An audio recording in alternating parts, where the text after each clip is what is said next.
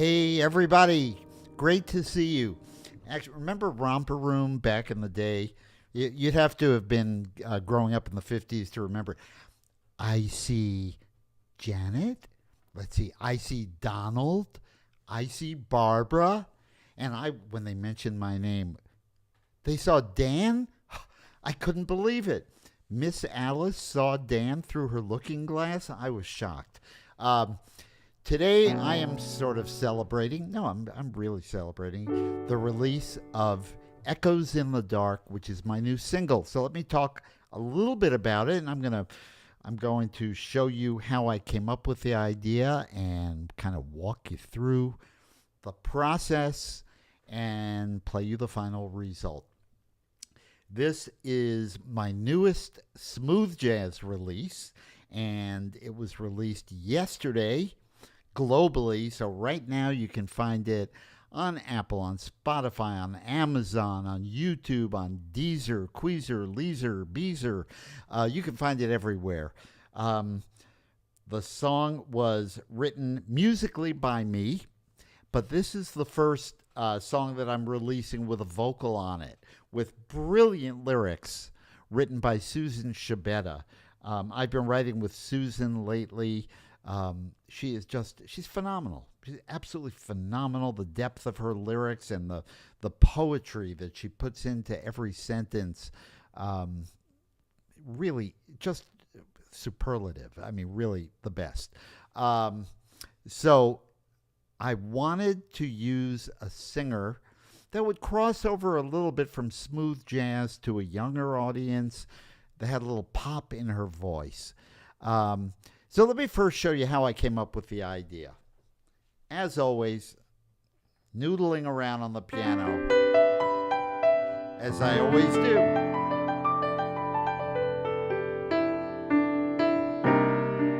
And then I just start. Oh, I like that. So.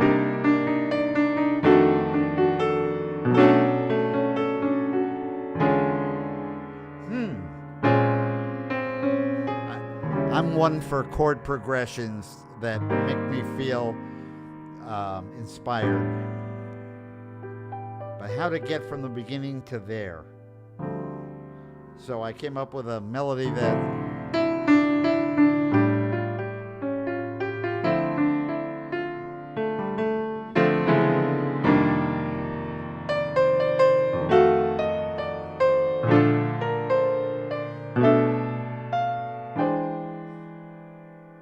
All right, so next thing was to figure out what the beat was going to be.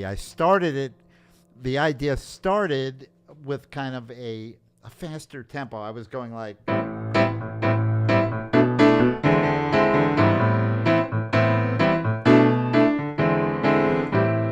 da da da da da da.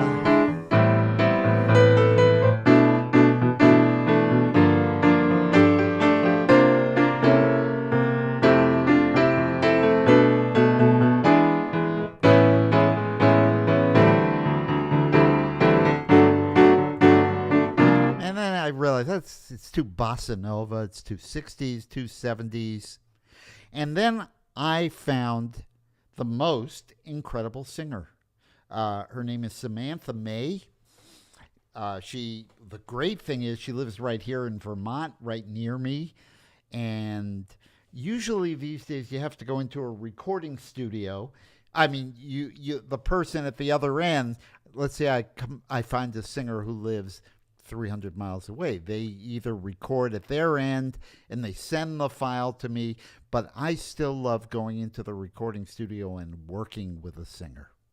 So luckily, with Samantha being here just a few miles away, we were able to go into a terrific recording studio and have a fantastic. There she is, incidentally. That's Samantha in the studio getting ready to sing the song. So the way it evolved, actually, it started with Susan's lyric. Susan wrote this beautiful lyric, and I'm going to show it to you right here. Take a look at her lyric.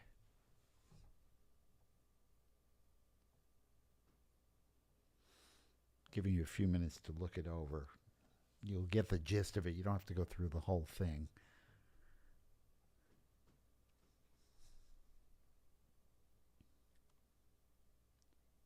Now, Susan had a tragedy in her life. She had a wonderfully happy marriage, and her husband passed away suddenly without warning. And Susan was trying to get back to a place in her life that had meaning and worth and optimism, and trying to get out of the shadows of gloom. And Echoes in the Dark is all about her attempt and success in doing so. And it's a great lyric and a great inspirational piece for anyone who's going through terrible grief, who's going through the loss of something or someone very special. And the song just fit perfectly into how to make it a little more melancholy.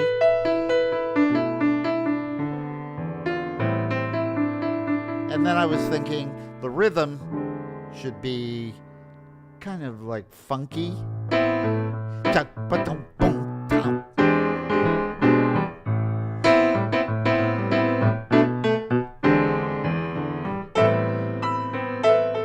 And the piano just kind of dance around the funkiness. But you don't really get that funkiness until you hear the piano, the bass, the drum, and the guitar.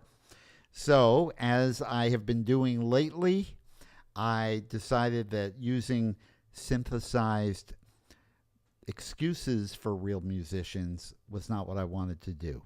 And I work with a group of musicians in Hungary, in Budapest, who are the best. They're fabulous. They're wonderful.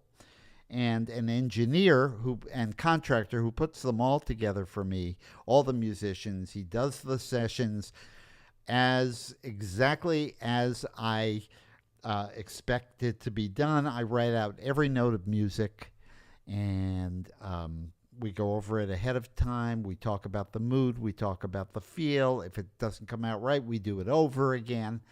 And that's exactly what happened with this song. And I also wrote a part for a jazz trumpet. And I thought to give it a little bit of that kind of mysterious quality, we put a mute on the trumpet. And there are different kinds of mutes that we can use on a trumpet. A cup mute is going to give the trumpet kind of a more of a Satchmo, Louis Armstrong kind of feeling. But we put a Harman mute on the trumpet, and it's kind of jazzy. It is not kind of jazzy. It is jazzy, and the whole thing worked great. And I decided to leave some space for some improv in the middle and for a piano improvisation. And I brought the key to where it would be really comfortable for Sam to sing it. And we landed first. I wrote it in D minor. We brought it down to A. Give it a kind of a dusky. So in the what we call the hook, where we go echoes in the dark, it started out as this: echoes in the dark, da da da da. Da da da da da da da da da. But I decided to lay it back a bit and give it echoes in the dark. They call my name, da da da da da, da da da da. Now let me tell you about Samantha. Samantha had just created her own album, and it's really terrific too. Samantha Mae, M-A-E. She is a writer. She's a singer, but she has a pseudo kind of pop folk 2025 voice. What can I say? She's modern sounding. And at first I thought, well, maybe that's not the voice for smooth jazz. But you know what? Usually you hear a very conventional jazzy singer. It could be, when you hear, and Cleo Lane just passed away, but I'm going to use her as an example. May she rest in peace.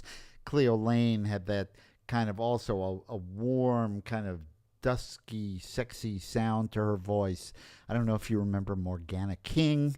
And that was the kind of voice I wanted at first, a more traditional jazz voice.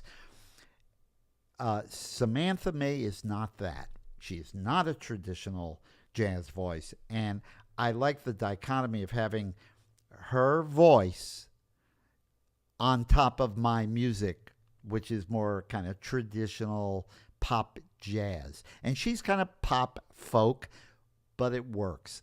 So I'd like you now to sit back, have an iced tea or a glass of wine, and give a listen to Echoes in the Dark. It was released, as I said, yesterday, and it will be, the marketing will be starting a week from yesterday, which will be next Friday, it's the first Friday in July. I don't know if that's July 1st. It will be going out to radio stations and streaming platforms, streaming stations, internet stations all over the world.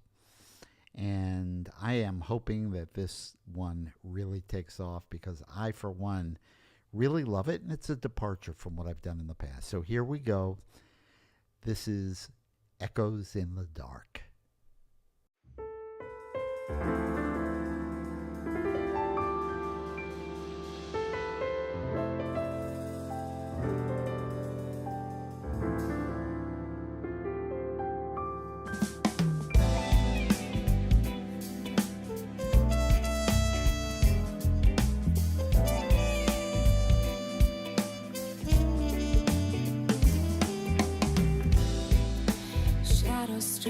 Across my mind, familiar voices pull me back in time. Every corner holds a memory, a broken frame of who we used to be. Echoes in the dark, they call my name. Echoes in the dark.